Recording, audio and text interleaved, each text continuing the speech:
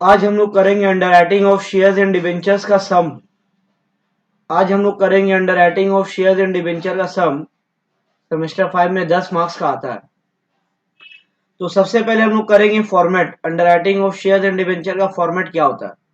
जब हम लोग स्टेटमेंट बनाएंगे कॉलमनर फॉर्म में, पीछे हम लोग पढ़े थे, जब स्टेटमेंट हम लोग बनाते तो कॉलमनर फॉर्म में बनाते हैं। अगर 3 अंडरराइटर है तो 3 अलग अलग कॉलम बनेगा, ए का अलग, बी का अलग और सी का अलग।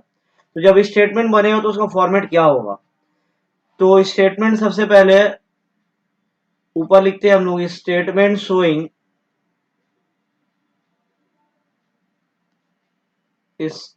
Showing liability of each underwriter.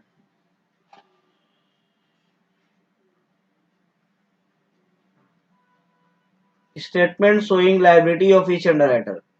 हम लोग जो सम्स करेंगे, जो फिगर्स लिखेंगे, वो सारा फिगर्स अमाउंट का नहीं होगा, वो सारा फिगर्स होगा शेयर्स का।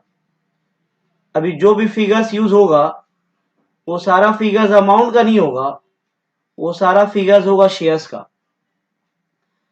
तो एक कॉलम बना दिए पर्टिकुलर्स का, एक कॉलम बना दिए, सपोज 3 अंडरराइटर ए, बी और सी।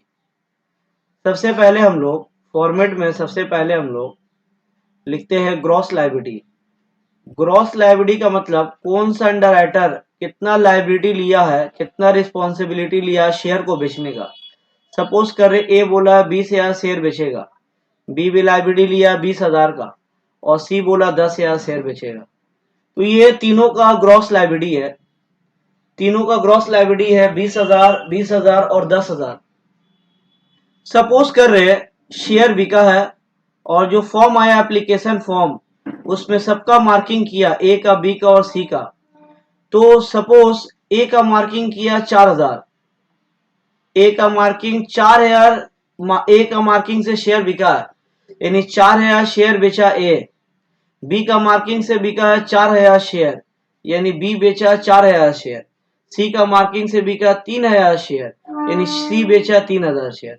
तो ये सब शेयर्स वो एप्लीकेशन फॉर्म में जिसमें मार्किंग किया हुआ था, इसको हम लोग बोलते हैं मार्क्ड एप्लीकेशन। इसको हम लोग बोलते हैं मार्क्ड एप्लीकेशन। तो ग्रॉस लायबिलिटी से हम लोग लेस कर देंगे मार्क्ड एप्लीकेशन। 20 में से 4 माइनस करके यहाँ बच रहा 16,000। 20 में से 4 यहाँ भी माइनस करके बचा 16,000, यहाँ बच गया 7,000। तो ये लोग को अभी और शेयर बेचना था 16,000, 16,000, 7,000। तो ये सब मार्क्ड एप्लीकेशन था, इसमें मार्किंग किया हुआ था, जिसका नाम से जो मार्किंग किया था उसका माइनस कर दिया। अब कुछ कुछ कंपनी में ऐसा भी एप्लीकेशन फॉर्म आता है जिसमें किसी का मार्किंग नहीं होता है, उसको बोलते हैं हम लोग unmarked application. Unmarked application, unmarked application में किसी का मार्किंग नहीं होता, लेकिन उसका भी बेनिफिट दिया जाता है अंडरराइटर्स को। तो सपोज करें हम लोग अनमार्क्ड एप्लीकेशन है, सपोज करें हम लोग अनमार्क्ड एप्लीकेशन है 10,000, 10,000 शेयर अनमार्क्ड एप्लीकेशन है 10,000, अनमार्क्ड एप्लीकेशन है 10,000। तो ये जो अनमार्क्ड एप्लीकेशन है 10,000, इसको भी बांट दिया जाएगा अंडरराइटर्स में ग्रॉस लायबिलिटी का रेशियो में। ग्रॉस लायबिलिटी ये है 20,000, 20,000 और 10,000। अगर इसका रेशियो निकाला जाए तो आएगा 2:2:1। तो ये 10,000 को लोग बांट देंगे 2:2:1 में। तो अगर 10,000 को 2:2:1 में बांटेंगे तो आएगा 4,000, इसमें भी आया 4,000, इसमें आया 2,000। तो ए को शेयर बेचना था और अभी 16,000, 16,000 में से उसका और अभी 4,000 माइनस होगा, उसका लायबिलिटी कम होगा, लेस करके आया 12,000। सी को बेचना था अभी भी 16,000 शेयर, 4,000 उसका लायबिलिटी और कम हो गया, तो माइनस करके आया 12,000। सी को बेचना था 7,000, सी को बेचना था 7,000 शेयर और 2,000 माइनस किए, तो माइनस करके बचा, इसका अभी तक लायबिलिटी बचा 5,000। तो ये जो है 12,000, 12,000, 5,000, ये लोग का लायबिलिटी, ये लोग इतना शेयर नहीं बेच पाया, ये लोग को शेयर खुद सब्सक्राइब करना होगा। इसको हम लोग बोलते हैं नेट लायबिलिटी। इसको हम लोग बोलते हैं नेट लायबिलिटी। तो क्या करना है, सबसे पहले लिखना ग्रॉस लायबिलिटी, उसमें से लेस कर देना मार्क्ड एप्लीकेशन, लेस करके जो आएगा, अगर कुछ अनमार्क्ड है तो अनमार्क्ड भी लेस कर देना है। और याद रखना है अनमार्क्ड को हम लोग डिस्ट्रीब्यूट करते हैं, अनमार्क्ड को डिस्ट्रीब्यूट करते हैं ग्रॉस लायबिलिटी का रेशियो में। अनमार्क्ड को डिस्ट्रीब्यूट किया जाता है ग्रॉस लायबिलिटी का रेशियो में। लास्ट में जो बचेगा वो कहलाएगा, लास्ट में जो बचेगा वो कहलाएगा नेट लायबिलिटी। लास्ट में जो बचेगा वो कहलाएगा नेट लायबिलिटी। तो ये फॉर्मेट है अंडरराइटिंग का लायबिलिटी निकालने का। तो अभी हम लोग एक सम करेंगे, जो सम्स आया है एग्जाम में।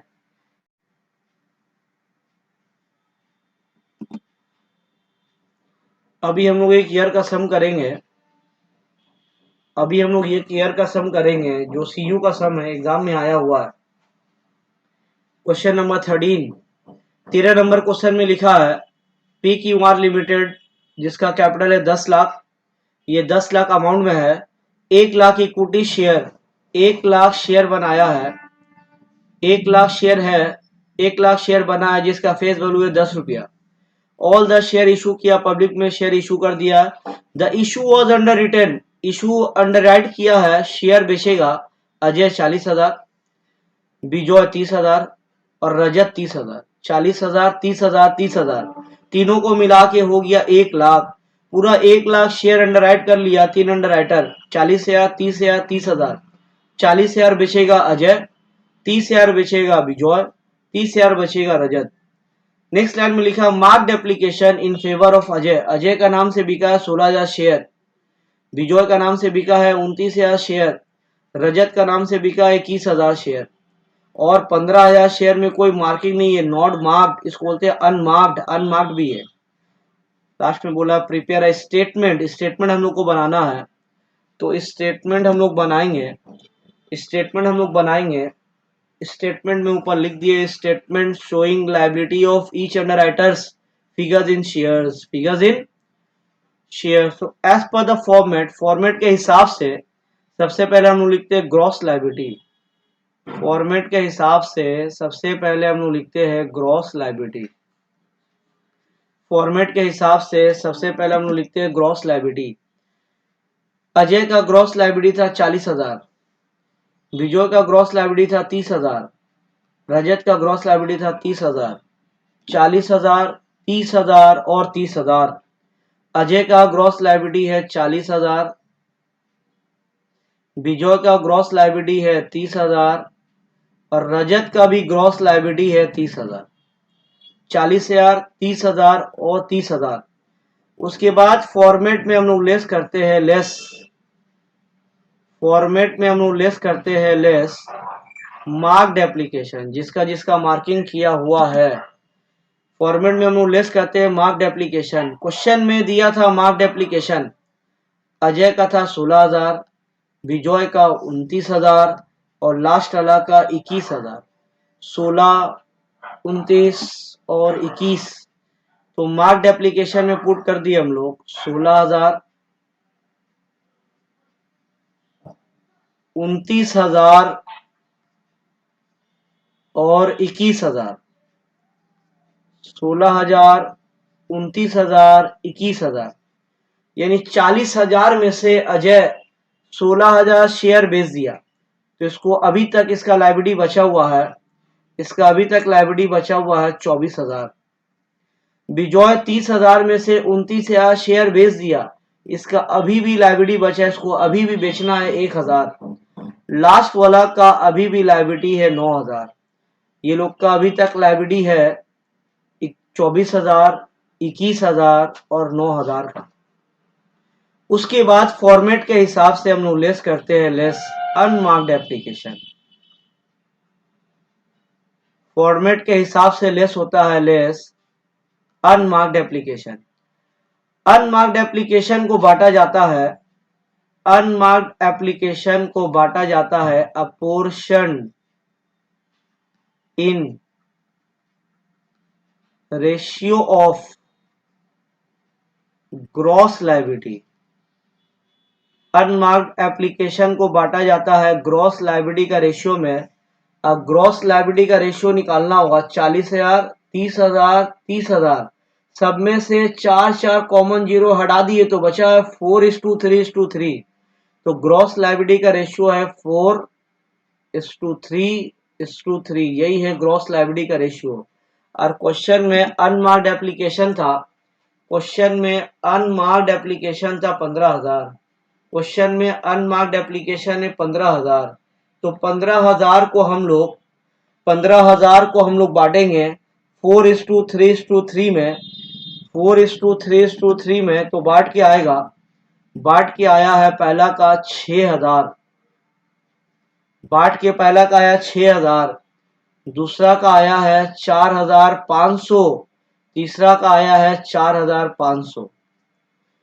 अनमार्क्ड एप्लीकेशन को बांटे तो आया है 6,000, 4,500 और 4,500। तो एक अजय का लाइबिलिटी था 24,000, 24,000 में 6,000 उसका लाइबिलिटी से और कम होगा, तो लेस करके बचा इसका 18,000, लेस करके बचा 18,000, यानी 18,000 शेयर बेचना था अजय को, अभी तक बिका नहीं है अजय का। लेकिन बिजॉय में 1,000 में से 4,500 माइनस किए तो माइनस में आ गया 3,500, यानी अजय का नाम से अजय का क्रेडिट में 3,500 एक्सेस है, और लास्ट वाला में माइनस करके आ रहा 4,500, यानी लास्ट वाला अंडरराइटर का अभी तक लायबिलिटी है 4,500 का। तो जिसका माइनस में आ गया इसको बोलते हैं सरप्लस, जिसका माइनस में आ गया इसको बोलते हैं सरप्लस। इसका बेनिफिट बांट दिया जाता है, दे दिया जाता है बाकी अंडरराइटर्स को, इसका बेनिफिट दे दिया जाता है बाकी अंडरराइटर्स को। तो जो बिजॉय का सरप्लस आया उसका बेनिफिट दे दिया जाएगा अजय को और रजत को। Surplus of Bijoy given to, surplus of Bijoy given to Ajay and Rajat in ratio, gross liability का रेशियो में बढ़ाता है सरप्लस। तो एक का ग्रॉस लायबिलिटी था 40,000, रजत का ग्रॉस लायबिलिटी था 30,000, तो रेशियो हो गया ये लोग का 4:3, ये लोग का रेशियो हो गया 4:3। तो इन रेशियो 4:3, इन रेशियो 4:3। तो जो सरप्लस है बिजॉय को इसको करेंगे 4:3 में, तो 3,500 माइनस में है, 3,500 के नीचे 3,500 लिखे पॉजिटिव में से क्या होगा, ऐसे रजत का जो माइनस सरप्लस था ये डिस्ट्रीब्यूट हो जाएगा अजय में और रजत में, तो ये खत्म हो जाएगा।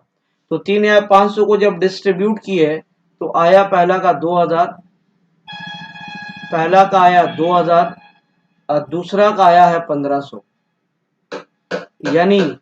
यानी पहला वाला का जो लायबिलिटी था अजय का उसमें से और 2,000 उसका लायबिलिटी कम होगा, तो 16,000 में से 2,000 माइनस किए तो इसका लायबिलिटी अब बचा है 16,000।